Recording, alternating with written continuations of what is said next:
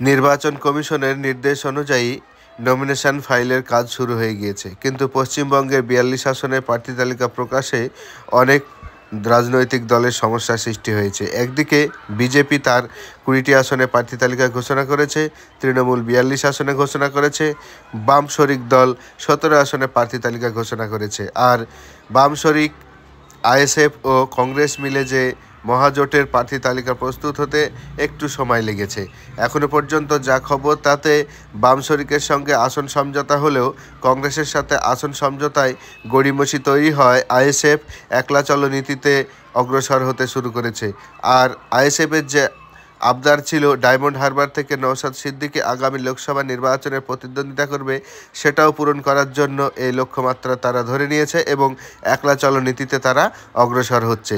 যদি তারা একলা চলো নীতিতে চলতে থাকে, সেই ক্ষেত্রে বাম শরিক জোট তাদেরকে যে ৩টি আসন দিতে চাইছিল, আপনাদের মতামত জানিয়ে যান।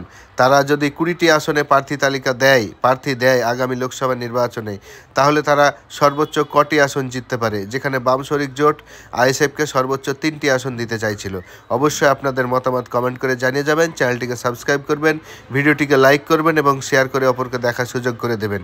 আজকের আলোচনায় আমরা যে ৮টি কেন্দ্রে আইএসএফ প্রথম দফার প্রার্থী দেবে, সে ৮টি কেন্দ্রে কোন কোন কেন্দ্র সেটা আমরা জেনে নেব। বসিরহাট, যাদবপুর, বারাসাত, মথুরাপুর, শ্রীরামপুর, উলুবেড়িয়া, মুর্শিদাবাদ, মালদা দক্ষিণ। আর কিছুক্ষণের মধ্যে জানিয়ে দেওয়া হবে এই ৮টি কেন্দ্রে কে কে প্রার্থী হচ্ছে। সঙ্গে থাকুন, অল্প সময়ের মধ্যে আমরা পরবর্তী ভিডিওতে জানিয়ে দিই। আর নওশাদ সিদ্দিকের বড় চমক, প্রথম দফায় প্রার্থী তালিকায় তার নাম থাকছে না।